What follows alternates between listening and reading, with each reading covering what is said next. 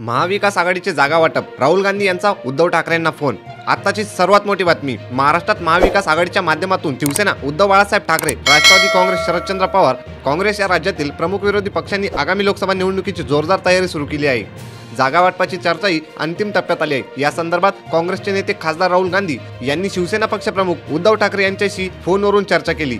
भाजपची हुकुमशाही राजवट उलथवून टाकण्यासाठी देशभरातील सर्व विरोधी पक्ष इंडिया आघाडीच्या माध्यमातून एकत्र आले आहेत। महाराष्ट्रात महाविकास आघाडीच्या प्रमुख नेत्यांकडून लोकसभा निवडणुकीच्या जागा वाटपाची चर्चा सुरू आहे। राज्यात लोकसभेच्या 48 जागा असून यातील जवळपास 40 जागांवर एकमत झाले आहे। येत्या 27 आणि 28 फेब्रुवारीला जागा वाटपासंदर्भात महाविकास आघाडीची बैठक होणार आहे। या पार्श्वभूमीवर काँग्रेसचे नेते राहुल गांधी यांनी शिवसेना पक्षप्रमुख उद्धव बाळासाहेब ठाकरे यांच्याशी फोनवर सविस्तर चर्चा केली। यामुळे येत्या काही दिवसात महाविकासच्या जागा वाटपाच्या फॉर्म्युल्यावर अंतिम शिक्कामोर्तब होण्याची शक्यता आहे। शरद पवार यांच्याशी राहुल गांधी यांनी जागा वाटपाबाबत चर्चा केली। लोकसभेच्या ज्या 8 जागांबाबत महाविकासच्या राज्यातील नेत्यांत एकमत होऊ शकले नव्हते त्याविषयी उभय नेत्यांमध्ये सकारात्मक चर्चा झाली। वंचित बाबतही सकारात्मक चर्चा। वंचित बहुजन आघाडीला महाविकास आघाडीत कशा प्रकारे सामावून घ्यायचे याबाबत उद्धव ठाकरे, शरद पवार यांच्याशी राहुल गांधी यांनी सकारात्मक चर्चा केल्याची माहिती सूत्रांनी दिली। अशाच नवीन आणि ताज्या बातम्या बघण्यासाठी आपल्या चॅनलला सबस्क्राइब करायला विसरू नका।